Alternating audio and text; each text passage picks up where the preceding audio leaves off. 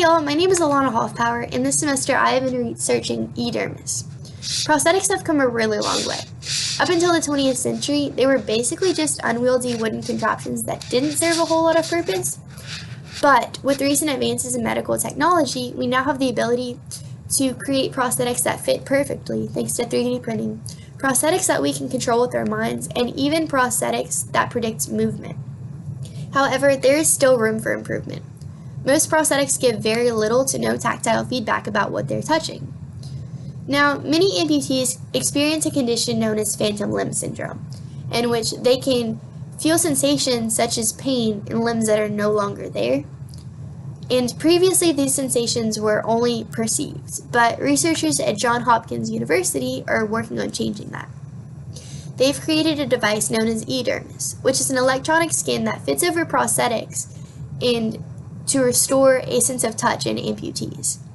This electronic skin is made out of rubber and fabric designed to mimic nerve endings, which sense stimuli such as pain and touch and are able to relay this information to the peripheral nervous system, which then carry the message up to the brain. Dermis is designed to transmit two specific sensations, which are the curvature of the object and its sharpness.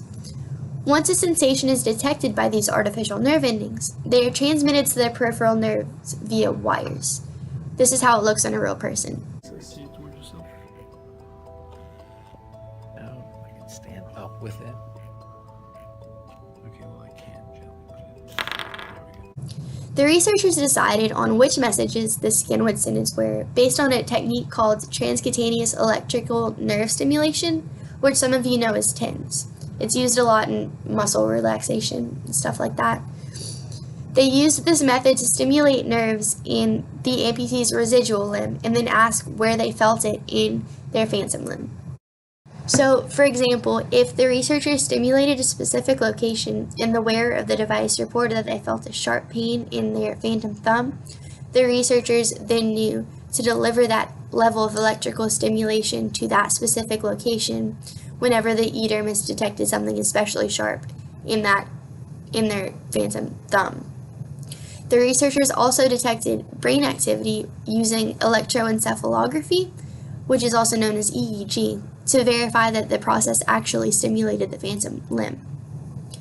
Basically, the researchers designed their dermis to electronically encode different sensations the same way that human skin does.